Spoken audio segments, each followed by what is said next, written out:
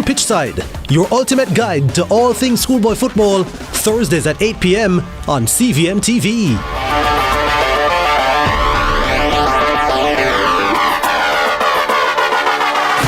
Be crowned the back-to-school champion parent with a Sagicor Bank unsecured loan. The time by Sagicor Bank is CVM News at 7, headlines Thursday, brought to you by Guardian Life. Live secure, live easy.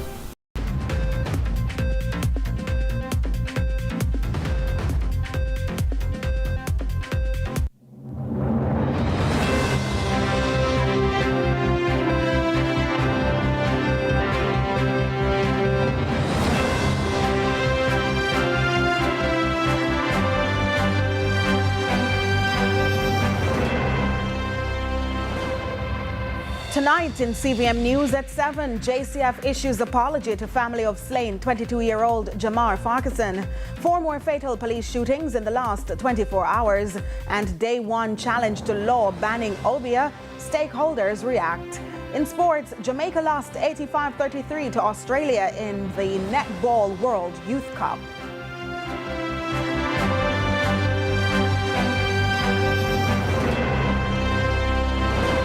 CVM News at 7, headlines Thursday, brought to you by Guardian Life. Live secure, live easy. Should critical illness strike, don't let worry fill your head. Say hello to happiness and goodbye to worry with Guardian Life's new Ultimate Provider Plan. Secure your medical expenses in the event of critical illness ahead of time, while benefiting from our investment portfolio and so much more. Give yourself and your family the peace of mind you deserve with Guardian Life's new Ultimate Provider Plan today. And live secure, live easy.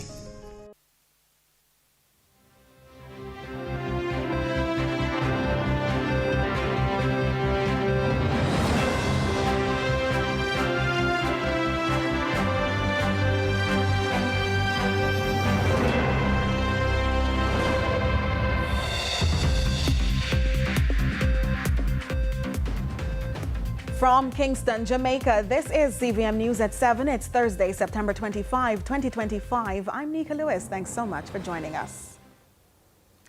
The constitutional challenge to Jamaica's century-old law criminalizing Obeah had its first hearing in the Supreme Court on Thursday. The build-up to today's hearing has been met with fierce opposition, with the church protesting against any move to decriminalize the practice. Krystol Williams has been tracking that story.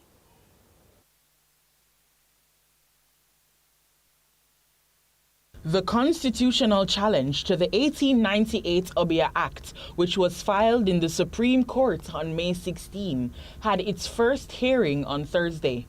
Attorney at law Bert Samuels is representing the applicant.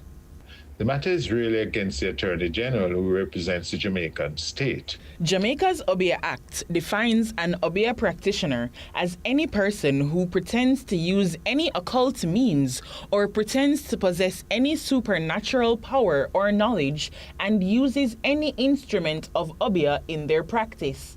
This person is liable for prosecution and imprisonment if accused and convicted. The law also punishes anyone who consults an Obeah man or someone known to practice Obeah. The challenge to the law triggered a protest by church groups in Spanish Town on Wednesday. Meanwhile, Mr. Samuels provided a timeline of what is expected to happen next with the case after Thursday's first hearing. At the end of the day, they were allowed, and the matter was set off for the 13th of November at 3 o'clock for 1 hour for the Jamaica Evangelical Alliance to be added as an interested party. The next hearing has been scheduled for October. The Attorney General was asked to file their affidavits, if any, and serve it on us by the 27th of October. Now following the hearing in October, the next court hearing on the challenge will be the Jamaica Evangelical Alliance's application to be an interested party. The matter comes back before the court, on the 13th of November. Mr. Samuel says the court will likely rule on whether the Obeah Act is unconstitutional in 2026. My view is that this matter will be heard sometime next year. We are hoping early next year, where the challenge to the Obeah Act as it stands on our books, a colonial law, will be made before a court of competent jurisdiction. Krystol Williams, CVM News. In the meantime, President of the Jamaica Evangelical Alliance, Dr. Alvin Bailey, who was part of Wednesday's protest against decriminalizing Obeah, also commented on today's development. The case was called up. Yes. We re-register formally and officially our participation as interested parties. As you know, the case is really not ours. It's been put against the Attorney General. So we have indicated the fact that we would like to be party to it because we believe, we have an interest to serve in the participation of the particular matter on Obeah. In this CVM News follow-up, as officials step in with counseling and support for the over 21 students and the driver of a bus which overturned in St. Andrew earlier this week, there are renewed calls to strengthen the protection of the country's most vulnerable road users. Carla Ramdeen has this update. Director of Safety and Security in School in the Ministry of Education, Richard Troop, says trauma teams have been dispatched to the schools affected by the accident. He notes accidents of this nature can have lasting effects. We know it's a reminder to the nation that our children commuting to and from school is an area of concern. As a matter of fact, when we did our Safe School Perception Survey in 2023, a project collaboratively done by the Ministry of Education, Skills, Youth and Information, the Ministry of National Security and the Planning Institute of Jamaica. Our over 9,700 children that participate in the survey indicated that threat to their safety and security as they commute to and from school. Mr. Troop explains it's for this reason the ministry supports a rural bus system as a significant step towards ensuring the safety of the nation's children, including those in underserved areas, with improved access to reliable and secure transportation.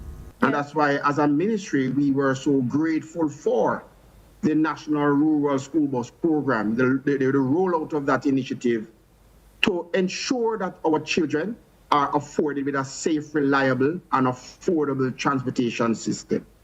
We only hope and we trust that we will continue to give support to this program over time so that as many communities and as many children as possible will benefit from this level of support to them so that they can feel safe as they traverse to and from school. Meanwhile, head of the Public Safety and Traffic Enforcement Branch, PSTEB, ACP Dr. Gary McKenzie says children are often less vocal about reckless driving, which places them at a disadvantage. He explains additional checks will be carried out to ensure drivers exercise greater responsibility on the roads. And that is where we need to ensure that they are properly protected. And so one of the things that we have to do is to, one, ensure that the drivers are behaving responsible. Two, to ensure that the vehicles that are being used, especially to transport passengers, more so children, are in a roadworthy condition. And three, to ensure that once they are carrying those persons, that they do not overload the vehicle and drive in a manner which is unsafe. And so that is something that we have to continue to work on. Carla Ramdeen, CVM News. It's still not known if the truck laden with sand felt the impact when this Toyota Wish slammed into its back while both vehicles were traveling down the Spurtree Main Road on Wednesday night. The fact that the heavy unit did not stop gave rise to that theory. The driver of the motor car eventually told the story after regaining consciousness Thursday morning in hospital, where he was rushed by passers-by. He told investigators he was overtaking the truck in the vicinity of the All Season restaurant. He said he, however, saw the oncoming traffic and in order to avert a head-on collision, he swerved back into his lane, at which time his wish rear-ended the truck. Meanwhile, also in Manchester, minutes to 8 Thursday morning along the Winston Jones Highway, at the intersection of Marshall's Drive, first responders and passers-by gathered after two vehicles traveling in different directions crashed. The driver and a passenger were injured and taken to hospital for treatment. The traffic police, who have documented both incidents, continue to encourage caution to road users. While the situation is most regrettable, the Jamaica Constabulary Force has broken its silence on the fatal shooting of Jamar Farquharson in Cherry Tree Lane, Clarendon last Monday. The JCF says every single police encounter that results in a fatality is deeply unfortunate. In a media release Thursday afternoon, the JCF said, quote, "The facts of what took place on that day are to be conclusively determined by an independent investigation," end quote. The JCF says it extends sincere condolences to the family and friends of Mr. Farquharson. In the meantime, the police are pushing back against what they say is a claim by Deputy Commissioner of Indecom, Hamish Campbell, that it is a, quote, "perfectly legitimate approach" for the Commissioner of Police and senior leadership of the JCF to speak publicly on fatal shootings under investigation in order to reassure communities. The JCF says this position is, quote, "at best disingenuous, given the repeated public and private concerns raised by Indecom in the past whenever the JCF has issued statements or offered commentary on such matters." The JCF says it has taken a principled position that public pronouncements on matters under active investigation may influence or be perceived to influence the collection of statements. In the meantime, the JCF says it embraces body-worn cameras and there should be no doubt. It says the JCF has embraced, quote, "their role in accountability and modern policing." The High Command can now report the recent process of procuring 1,000 new BWCs, and that is completed. It says that the contracts are with the provider ahead of delivery in the coming weeks. In the meantime, the number of people who have died by the hands of law enforcement continues to rise. For the 10th month in a row, there have been over 20 fatal police shootings following 4 fatal shootings between Wednesday afternoon and Thursday morning. Amoy Harriet has the details. 4 men in 24 hours. The grim reality unfolding as police fatal shootings continue their relentless rise. The latest incident happened early Thursday morning in Hungrytown off Mannings Hill Road in St. Andrew, where police say Damon Shearer was fatally shot after allegedly pointing a .40 pistol at lawmen during an operation. He was taken to hospital where he was pronounced dead. Another man was also killed Thursday morning in Old Harbour, St. Catherine. Now, his identity has not yet been released. Hours before those shootings, on Wednesday, police shot and killed 2 men in Winterspen, St. Catherine. The dead men have been identified as Malachi McLean and 24-year-old Nicole Nelson. The Independent Commission of Investigations, Indecom, says it has launched probes into the incidents. Now, these killings come against the backdrop of a noticeable increase in police fatal shootings in 2025. 230 persons have been fatally shot by the security forces since the start of the year. That figure represents a 76% increase when compared to the 131 killed over the same period in 2024. A total of 20 fatal shootings took place in September alone, marking the 10th consecutive month in which 20 or more people have been killed by the security forces. Now, at least 2 of the 3 incidents between Wednesday and Thursday have been confirmed as arising from planned police operations, with Indecom noting that 118 of the total deaths this year occurred during planned operations. There were no reports of body-worn cameras being used in any of the incidents. In the meantime, police in St. Andrew North are appealing for several wanted men to turn themselves in. They are Fabian Watson, also called Bulla, and Tristan of Florence Hill, St. Andrew, and Hamilton Gardens, Gregory Park, St. Catherine. They're also seeking Siobhan Matthews, also called Max, of Zambia Central Village and Blue Hole District, Red Hill, St. Andrew. Kemar Samuda, also called Scammer, and Chopper of Red Hills Road, Kingston 19. The police are also appealing to Emar Grinham, also called Bully Beef, of Barbican Road, Andrews Pen in Kingston 8. Additionally, Kenroy Willis, also called Papa, of Lawrence Tavern, St. Andrew, who's wanted for murder and listed as a person of interest in several other shootings. Meanwhile, over in St. Anne, detectives have named Jordan Hyde, otherwise called Tupac, of Windsor Heights, Marley in St. Anne's Bay, as a person of interest. Police say he may be able to assist with ongoing investigations in the parish and are appealing for him to turn himself in immediately. Now, anyone with information on the whereabouts of any of these men is being urged to contact the police. Amoy Harrod reporting for CVM News. Our news package continues in a moment.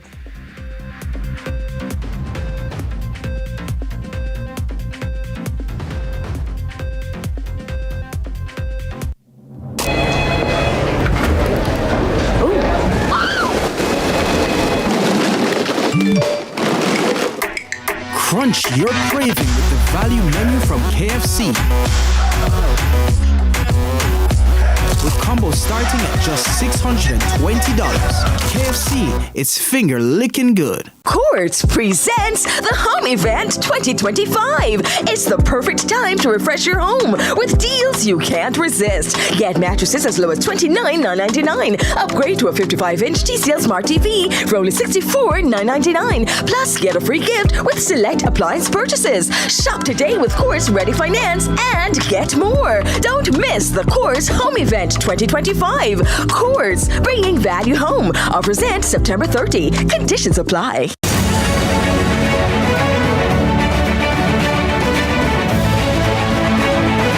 Join us next week when we conclude our discussion with Dr. Chambers on his success in the Tourism Enhancement Fund's special Tourism Innovation Incubator program and how he has been able to turn his innovative idea into a successful business.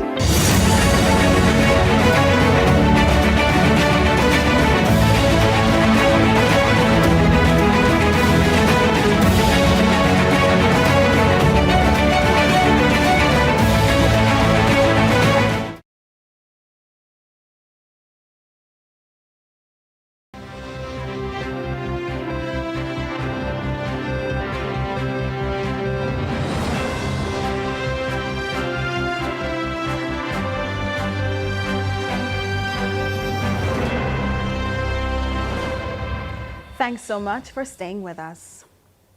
Still in the local news, in the wake of a renewed call from the public defender for police officers to wear body-worn cameras during high-risk operations, concerns are quietly growing within law enforcement circles. CVM News has acquired video of the body-worn cameras procured by the constabulary force and why some are shying away from its use. For many Jamaicans looking on, the solution is simple. Law enforcement ought to just wear a body camera, especially in high-risk operations and raids. Yet, recent incidents and reports from watchdogs and critics like Indecom, Jamaicans for Justice, and even the public defender continue to expose the limited use or lack of body-worn cameras among the police. CVM News has acquired actual video of the device the police are shying away from using. Those under attack point to a glaring problem, a small red blinking light. While intended to signal transparency, officers say it could be a deadly giveaway, especially during nighttime raids in densely populated areas like tenement yards. The light, they argue, acts as a beacon in low-light conditions, exposing their position and placing a target squarely on their chest. CVM News was informed that most tactical entries happen under the cover of darkness. But as this video shows, from a criminal's perspective, the blinking light could be the only thing they need to aim at. And as the debate continues, some demand answers around the matter: accountability versus officer safety. For those on the front lines, the stakes couldn't be higher. But again, the question surfaces: what's the true cost of transparency among local law enforcement? For many Jamaicans, Friday's torrents went as quickly as they began, but for others, even a week on, they're still reeling from its mass destruction. While some residences were flooded in Kingston, some businesses were struck too. Among them, several establishments on Phoenix Avenue, where one attorney at law insists their problem began with a wall and a popular local brand. Water damage climbing higher than the watermarks, indicating how far Friday's flood rains backed up on several commercial properties here on Phoenix Avenue, Kingston. Nearly a week later, and the telltale signs linger despite visible drains and weep holes in a retaining wall. By Saturday, those affected learned the alleged reason for their demise as they contemplate their losses. The reason why we're flooded out on Friday is that because we have a wall at the back of our property which is supposed to have weep holes within them to allow the water to flow from higher ground to lower ground. But we discovered that our neighbor has blocked those weep holes on her side of the property. So although we thought we have weep holes and the water would be flowing, we in fact discovered that there was no flow. My neighbor is Bridget Sanders. This has been happening for a little while. When the property was first acquired in the 70s, there was no wall, there was just a chain link and other fences, and the gully was open. Over the years, Cummings says the gully was paved and a wall erected. There was a particular hurricane where the wall came down from the force of the water. It was rebuilt, and then another storm came and the wall came down again because of the force of the water. On this occasion, the wall is built sturdy. So all previous storms thereafter hasn't affected the wall. But what is affecting the property is the fact that the wall has no weep holes for the water to flow through. She says in years past, inspectors from the KSAMC visited and advised that the gully was inadequate and more weep holes were needed in the wall. And did say to the neighbor next door that weep holes have to be within the wall to allow the water to flow naturally. What was the neighbor's response? She agreed and she had put in a few extras, but then we have now discovered that those extras came to naught. So much so that she says her 5 feet 4 inch frame was near covered by the murky waters in the parking lot Friday, where in under 10 minutes, she says vehicles were inundated and rendered immovable. This car was here, but we moved it out to the water when the rain was falling to prevent it from getting more damage, but it has some water damage in terms of the lining of the floor, and all along there you can see this is the height of the water.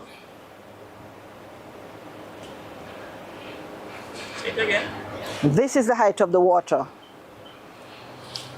These we made them Saturday after the event. And while there are remedies in law, these corporate neighbors are hoping it won't have to come to that.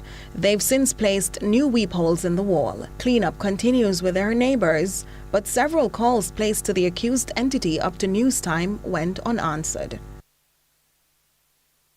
Prime Minister Dr. Andrew Holness, addressing a high-level World Leaders Climate Summit at the United Nations General Assembly in New York last evening, highlighted the progress Jamaica has made over the past decade in climate action. Jamaica's journey with our nationally determined contributions reflect this leadership. Our first NDC focused primarily on the energy sector, targeting up to a 10% reduction in emissions. By 2020, Jamaica became the first Caribbean nation and the 11th globally to submit an updated NDC, increasing our ambition with targets of 25.4% unconditionally and 28% conditionally by 2030. Dr. Holness also outlined Jamaica's move toward a broader push for renewable electricity, energy efficiency in the water sector, and electric vehicle adoption by 2030. He says Jamaica will be seeking investment and partnerships with international stakeholders to achieve its climate action targets. Jamaica aims for emission reductions between 26% and 41.7% compared to 2012 levels, depending on the scale of international support received. The global music industry is at a crossroads after an AI-generated artiste, Zania Monet, secured a multi-million-dollar record deal with a major label. This groundbreaking move is igniting intense debate over the role of artificial intelligence in music, from copyright ownership to royalties and the very definition of creativity. CVM's Raymond Morrison reports on what this means for the music industry in Jamaica. You ain't weak. You're warrior made. And I just want to remind you of something. You woke up tired, heart heavy, but you still move. The sounds of the future are here, and they may not be human. An AI-generated artiste named Zania Monet has recently shattered industry barriers, signing a $3 million deal with a major record label. The deal comes at a time when the global music industry is already undergoing massive change. Worldwide streaming revenue has surged past $19 billion, but many human artists still struggle to make a living from their craft. Now, with artificial intelligence capable of writing lyrics, producing beats, and even mimicking voices, the question looms: who truly owns the music? Ewan Simpson, entertainment lawyer and chairman of the Jamaica Reggae Industry Association, explained that the issue of ownership isn't as complex as it may seem, pointing to existing copyright principles. It is not as complicated as people believe. Intellectual property is actually very simple and straightforward. What gets it complicated is when human beings make the arrangements complicated. Mm-hmm. But the truth is that in order for AI doesn't come up with these things by itself. It has to be given instruction. And so whomever is giving the instruction is actually the originator of the idea and that moving human being that is triggering. For Rajesh McLean, who rose to fame on TikTok through AI impersonations, the technology is both a creative playground and a potential powder keg. It creates room for controversy, and also people will find ways how to create a trend from this thing. Similarly to how when I emerged on the scene with my AI. According to Simpson, history shows that the new technologies have always caused waves, but industries and audiences eventually adapt. People have always been afraid of computers since their inception, and people were worried that when computers came in first, mathematicians were going to lose their relevance. That has not happened. People were worried that when we started to do digital music, when the digital era of dancehall came in Jamaica and started, it was the end of Jamaican music. That didn't happen. And AI is already making waves among Jamaican music legends. Musician Sean Paul utilized the technology in his latest single, Ginger, with iconic movie scenes created with artificial intelligence. The video has racked up over 2.1 million views on YouTube. Whoa. Girl, you got me wrapped around your finger, spicy like a ginger. Fire! For McLean, the idea of an AI artist being handsomely rewarded while human artists fight for recognition hits close to home. One thing that it's not able to do is replace us, because with everything, it replicates as best as possible the human actions or the human emotions, etc. But soul cannot be replaced. And when it comes to paying AI artists, Simpson notes that the industry must grapple with how royalties are distributed in a world where the artist is a machine. Fortunately, we still don't have an entertainment policy in this country. We don't have a creative industries policy. So winds of change will blow globally, and it will cause us to get very scared about how do we put systems in place to protect ourselves. The truth is, are we protecting low quality output? Are we protecting something which really should be challenged to be raised to a higher standard? Probably we need to consider that. But we do need government policy and legislative intervention to ensure that the cream rises to the top. With AI now claiming a spot at the negotiating table, the music industry faces a crucial question. Will technology enhance human creativity or replace it altogether? Raymond Morrison, CVM News. There is so much more to come when we return.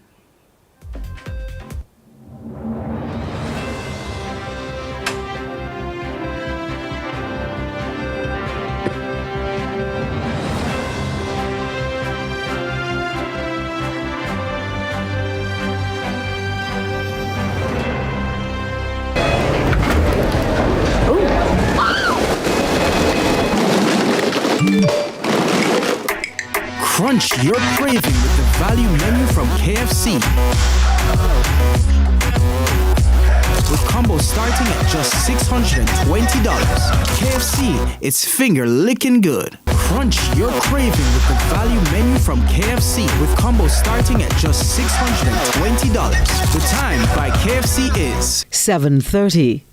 Get ready for Jesus 2025, 25th Jubilee Year of Hope with Father Holong and Friends, a celebration of faith and the life of Jesus Christ at the National Arena. Gala shows on September 27 to 28 and October 4 to 5. Tickets adults $2,000 and $3,000, children $1,200. All proceeds support missionaries of the poor. Get your tickets now. Call 876-774-7350 or 876-809-5877. Jesus 2025. You can't afford to miss it.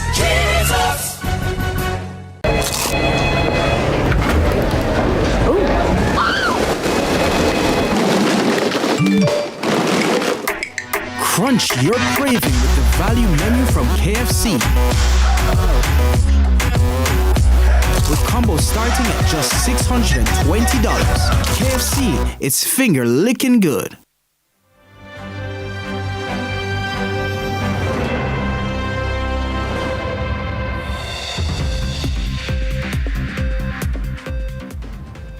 Thanks so much for staying with us. It's now time for the Business Report with Joel Crosskill.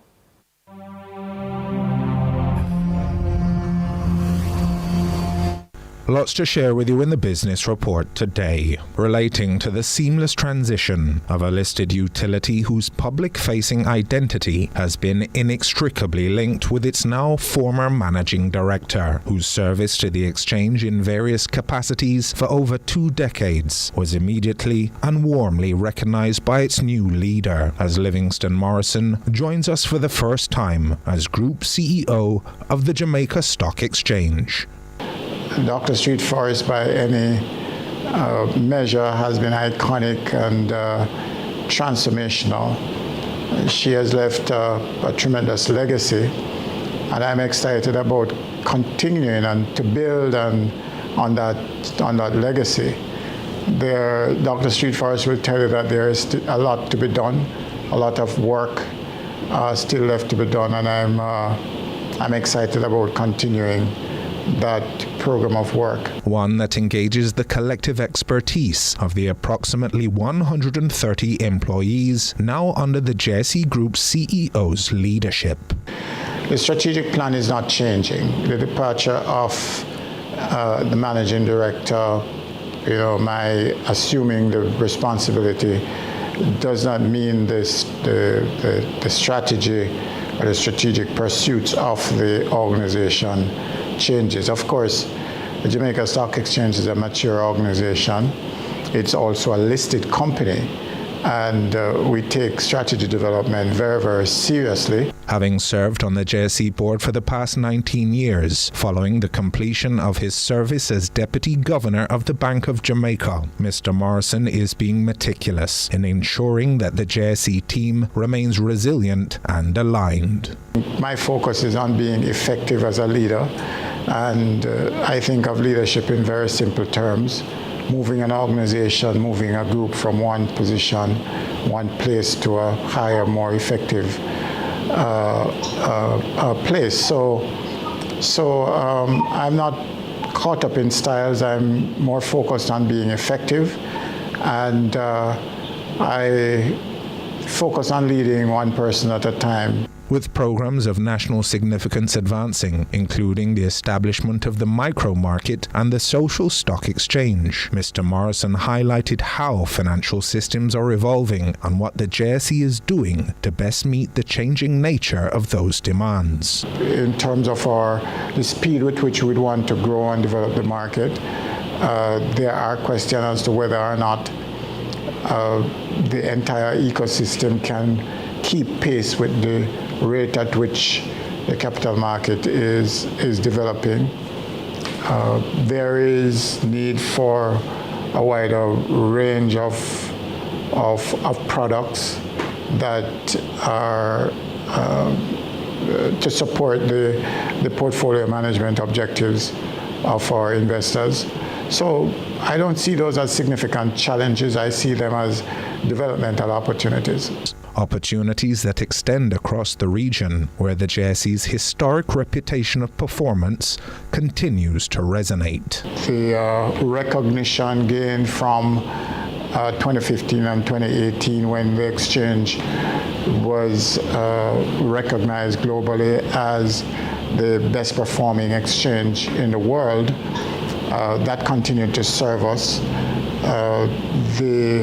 We are the leading stock exchange in the region, not because we say that, but because of the environment in which we operate and the quality service and support that we have been providing. We are undisputedly the leading exchange in the region. With that comes responsibility, because, in terms of making the exchange available to entities that would like to cross-list, for example, or indeed to raise capital in the Jamaican marketplace. There are other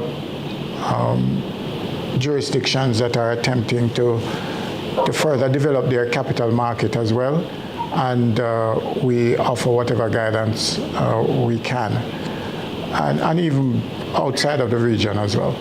Some of which will be explored in part 2 of our discussion with the JSE Group CEO, Livingston Morrison. My message to our investors is that it's about continuity and it's about resilience.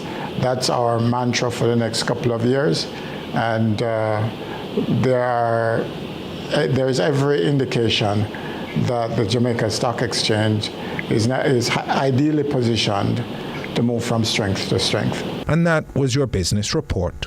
I'm Joel Crosskill.